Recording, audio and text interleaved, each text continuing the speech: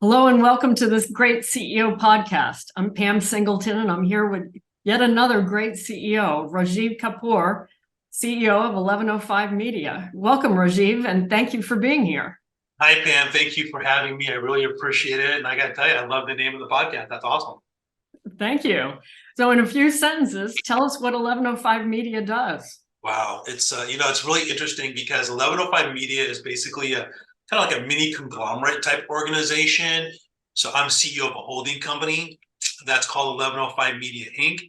And within it, there are 5 companies. So I'm essentially CEO of 5 companies at once, which is really kind of cool.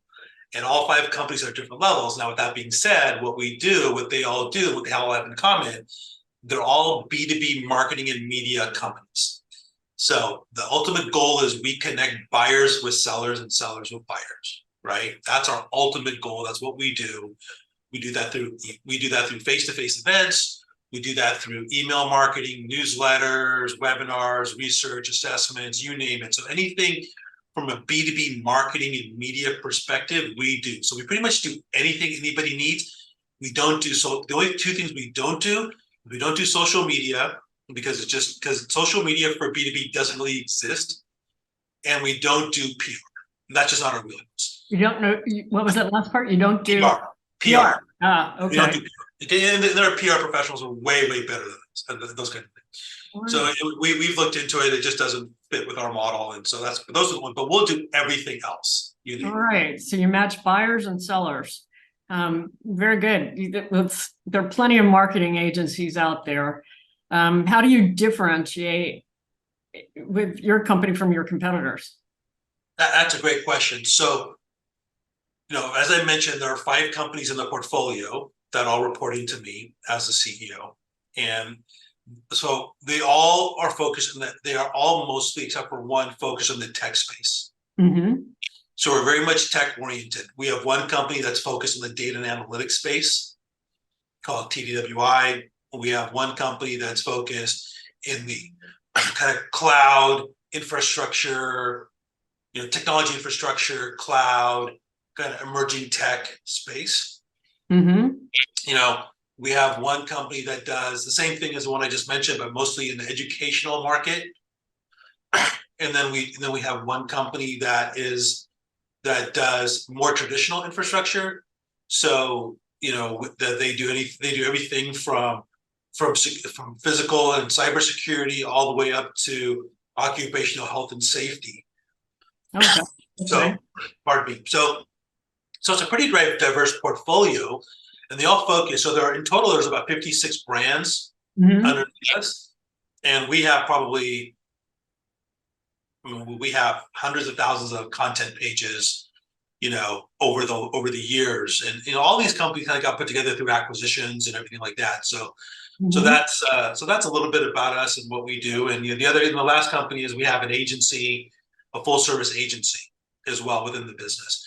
So whereas the first 4 companies are very specialized in their niche markets, or whether it's big data analytics, whatever the case might be, the agency's got a much more broader umbrella where we'll go out and work with any company, and it doesn't matter if you're tech or not. We'll work with any company. We'll do full agency support. So, for example, right now we're adding on, and we're going to be launching over the course of the next month or 2 a whole bunch of AI supporting initiatives as well. Wow. And we just recently, about a week ago, we haven't publicly announced it. I'll tell you here is that we just created an office of AI, for example, and I'm going to be acting as a chief AI officer for now. I've got quite a bit of AI experience. And I hired our first VP of AI, and so or promoted from within actually, and she's awesome. And so doing a lot more in that AI space now. It's a hot space, and I think that's the future. So right, very good. You mentioned that you pulled together the companies via acquisition. That's sometimes integrating those companies is very difficult. Are they operating as standalone businesses, or is there some cross pollination? Yeah, no, look. They all have their own kind of individual P&Ls. They all have their basic, each company's at a different level of maturity, right? And so there is that. But we do offer that. We do have that matrix organization of, finance, HR, IT, kind of digital. Some of the production efforts that we have all sit in corporate, and then those are shared services that go across the different businesses. Okay. So right? So we do have that set up. what percentage of your revenue recurs, or is it all project based, or is some recurring revenue? Yeah, it is quite a bit of kind of campaign project based type stuff. So you're always kind of in B2B, you're always kind of chasing that grind. You're always focusing on acquisition. So there's a lot of hunting going on every day, and then a lot of farming going on as well. How do you build those relationships?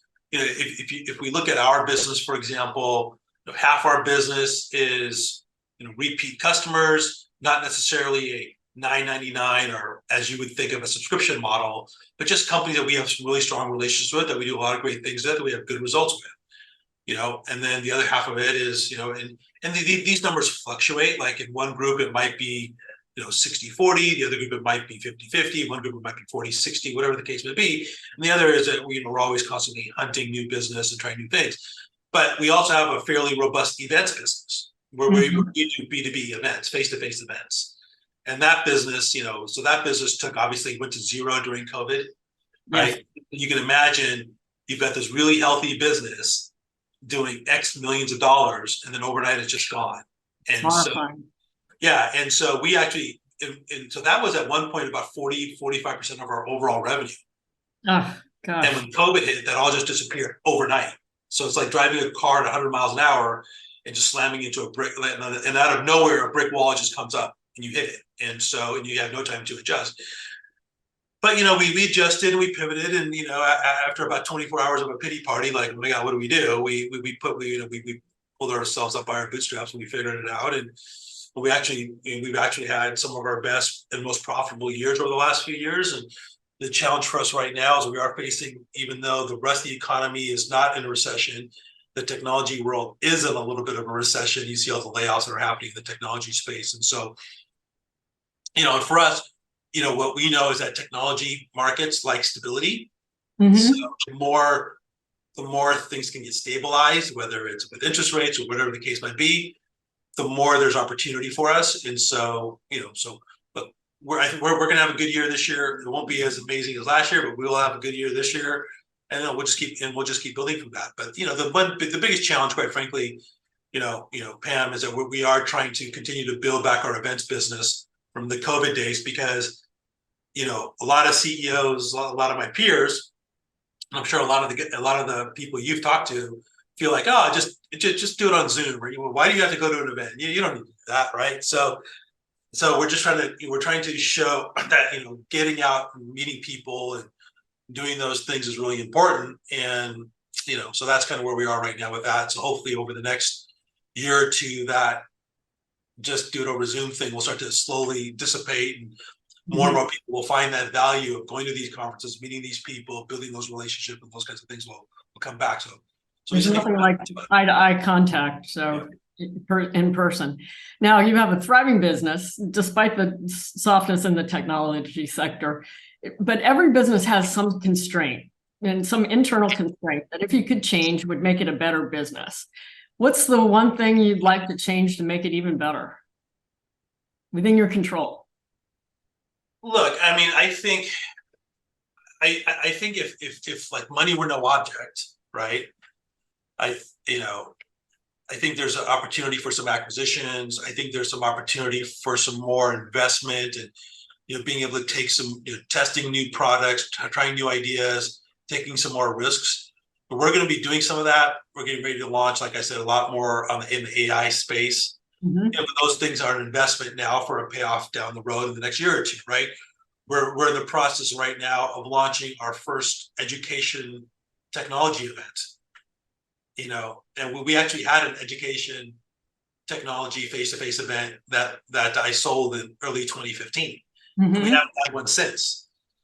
And we didn't have one just because we had 3 or 4, there was like a 3-year non-compete in the space. And then we were planning on one in 2019, 2020, and then COVID hit, we put it on hold. So now it's small things like that I think are really important. Look, obviously, I have an amazing team. Our attrition rate is almost 0 right now. So that's really good. So, Congratulations. Yeah, thank you. And so, we really focus on culture here a lot, but just always continue. Like we really focus on, we really have embraced this concept of enlightened leadership, which is really what was the big portion of my book is all about that I wrote, which I'm sure we'll talk about in a few minutes. But there are 5 key pillars in enlightened leadership, and we practice those 5 key pillars here at the company every day. And those are gratitude. You have to focus on, I don't care who you are, what you do, you have to have a lot of gratitude, respect for your fellow employees. And I tell every one of and I have 9 direct reports, and I tell them at the end of the day that my number one customer is our employees, and that their number one customer should be their teams, period. Yes, I'm all for taking care of the IBMs of the world, but the more I can take care of my internal customers, and my teams, they'll take care of the external customer. So that's really focused on gratitude, being resilient. COVID taught us that we have to be resilient. A lot of empathy for people. A lot of people work from home. We're a fairly diverse organization. So having empathy and understanding where people are, how you do all those types of things. And then making sure we can do all these cool things, but we also have to hold ourselves accountable. We're measuring the right KPIs, whatever the case might be.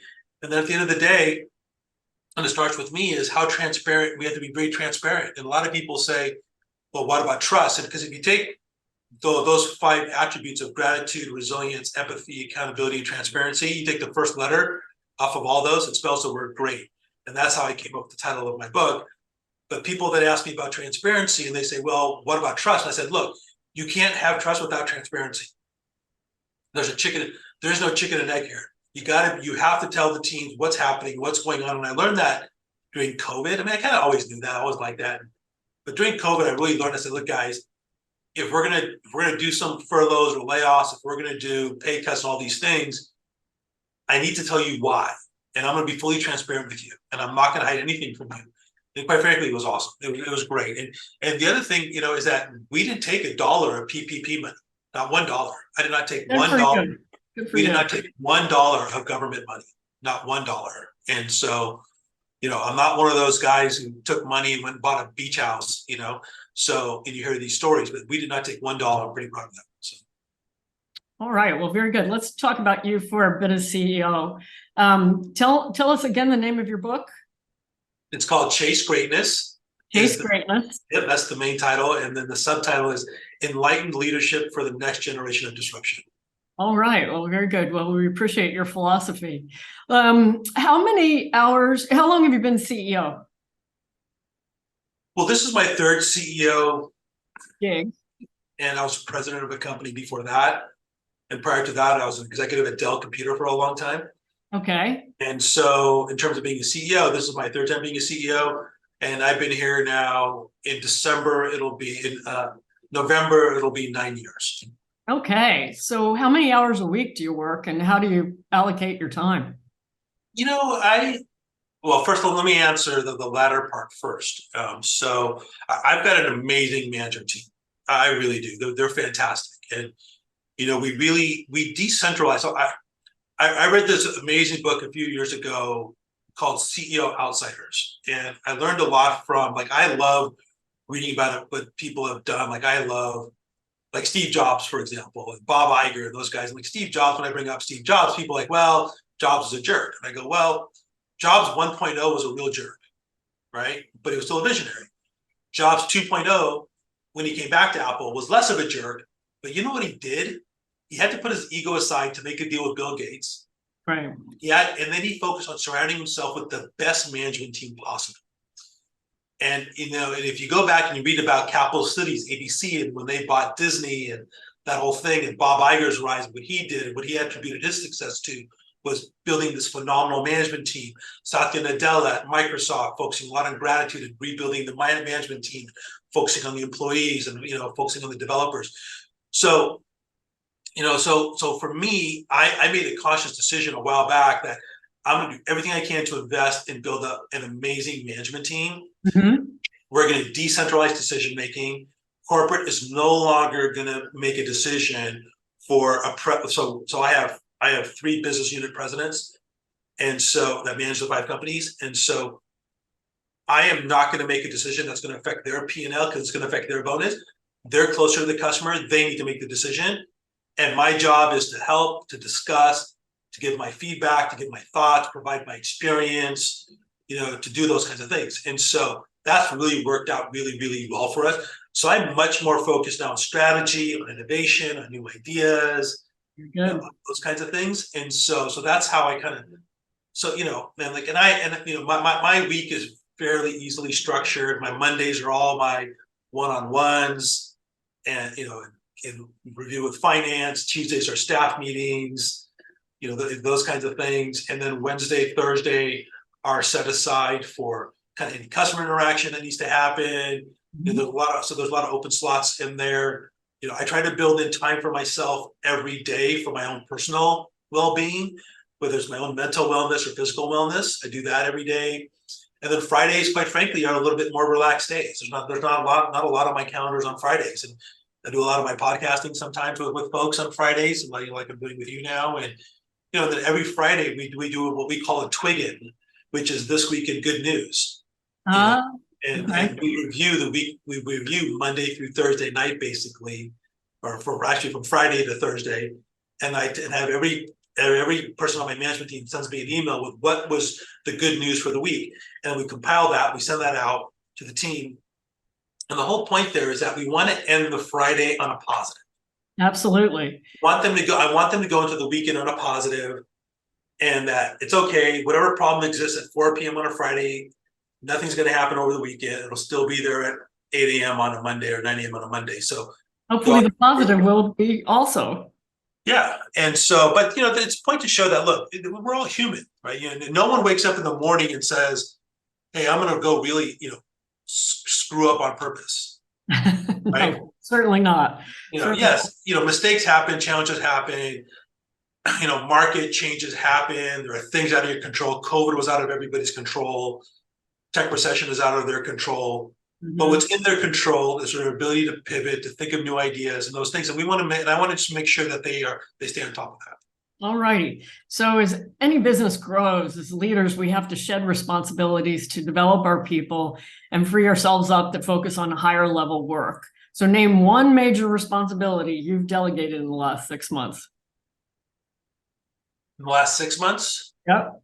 Wow, that's a really good question. I will tell you, I think the biggest thing I did in the last 6 months was, when ChatGPT first launched on like December 1st, November 30th, December 1st, give or take a day, right? I heard about it. It had launched that morning. I had heard about it that afternoon. And I have 2 sons. And my oldest son just graduated from USC. My youngest is University of Miami. And it was, they're getting ready for finals. And it was about 4 o'clock in the afternoon here, so 7 o'clock on the East Coast, where my youngest son was. And I called them up. I said, "Hey guys, have you heard this thing called ChatGPT?" And they said, "Oh yeah, Dad, we heard about this. It's already gone." And within hours, it had gone. Like all the kids at USC were using it. All the kids at University of Miami were using it. And if that's on both coasts, you can imagine it's happening all around now. And like literally, it spread like wildfire across TikTok and Instagram, right? And all these kids started to use it. And so I was jumping up and down about it because I thought it's going to change, and I know it's going to change the world. And so I started messaging my team that night, and they thought I was a crazy fool. They really did. They thought I was nuts. And like every day I'm sending them 2 or 3, I would send them text messages and emails and Teams messages, and I was inundating them with stuff, telling them it's going to change. You have to get on board. So that's a long way of me saying the thing I think I delegated the most was I brought everybody together to my home in July, in early May, and we did an offsite where I basically redid their entire bonus plans, and I said 20% of your bonus is not going to be based on your ability to implement AI tools across your business. You have to do it. I'm delegating this to you and your teams. Every company is different. Every company's at a different level of maturity. I'm going to promote Becky to be our new VP of AI. We're going to create this Office of AI. We're going to be here to help support you guys. But I'm tired of telling you guys that we have to do it, and you have to do it now. I think you get the point. You're hearing it from all the experts around the world, whoever they might be, whether it's Elon Musk or whoever, or the Google guys, or Satya Nadella, or when you saw the Microsoft investment. So we have to do it. We have to embrace it. We have to figure it out. And so go do it. And so back in the middle of June, we had a board meeting and they all presented their plans and how they did the first half of the year and the second half of the year. And every one of them had what are their AI initiatives coming up for the second half of the year and going into next year. All right, terrific. So last question, what do you do for fun? What don't I do for fun? So I'm a big sports nut. I'm a huge Laker fan. You can't really tell here, but that's Kobe Bryant. Okay, good. Right there. So I'm a big sports guy. I was born and raised in LA, so everything LA kind of related. It's like, I'm a foodie. I love to travel. Was just up in Napa. I sit on the board of a nonprofit that I like to support called Rainbow Services, which supports domestic violence survivors.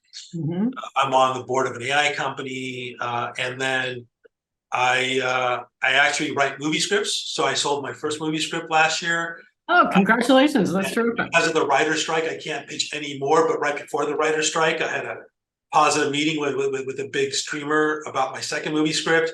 I'm working on my third movie script. And Pam, I just am 99% done with my new book about AI, and it's called AI Made Simple, A Beginner's Guide to Generative Intelligence. I can't call it AI for Dummies because for obvious reasons. Mhm. But AI Made Simple, it's something I would read. Yeah, and it's great. It's about 180 pages, and it's all about it. I kind of wrote it on my thinking, like I want my mom to be able to read it and understand it, kind of a thing. That was kind of the perspective I took.